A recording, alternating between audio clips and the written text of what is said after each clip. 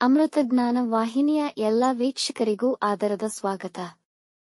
ಇಂದಿನ ಪಂಚಾಂಗ ಶೋಭಕೃತ್ ನಾಮ ಸಂವತ್ಸರ ಉತ್ತರಾಯಣ ಶಿಶಿರ ಋತು ಫಾಲ್ಗುಣ ಮಾಸ ಕೃಷ್ಣ ಪಕ್ಷ 27 ಮಾರ್ಚ್ 2024 ಬುಧವಾರ.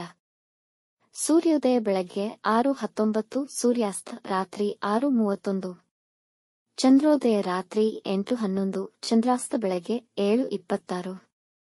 ಇಂದಿನ ತಿಥಿ ದ್ವಿತೀಯ ಮಧ್ಯಾಹ್ನ 3:16 ನಂತರ ತೃತೀಯ. ಯೋಗ ವ್ಯಾದಾತ ರಾತ್ರಿ 10:54 ನಂತರ ಹರ್ಷಣ. ನಕ್ಷತ್ರ ಚಿತ್ತ ಮಧ್ಯಾಹ್ನ 2:44 ರವರೆಗೆ ನಂತರ ಸ್ವಾತಿ.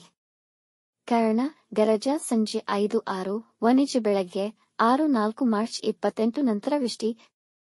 ಇಂದಿನ ಶುಭ ಮುಹೂರ್ತದಲ್ಲಿ ಬ್ರಾಹ್ಮಿ ಮುಹೂರ್ತ ಬೆಳಗ್ಗೆ 4:45 ರಿಂದ 5:32, ಅಭಿಜಿತ್ ಮುಹೂರ್ತವಿಲ್ಲ.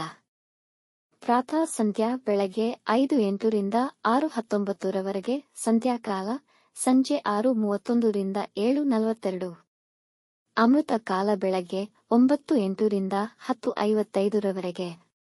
ಅಶುಭ ಗಳಿಗೆಗಳಲ್ಲಿ ರಾಹುಕಾಲ ಮಧ್ಯಾಹ್ನ 12:25 ರಿಂದ 1:56, ಯಮಗಂಡ ಕಾಲ ಬೆಳಗ್ಗೆ 7:50 ರಿಂದ 9:22 ರವರೆಗೆ.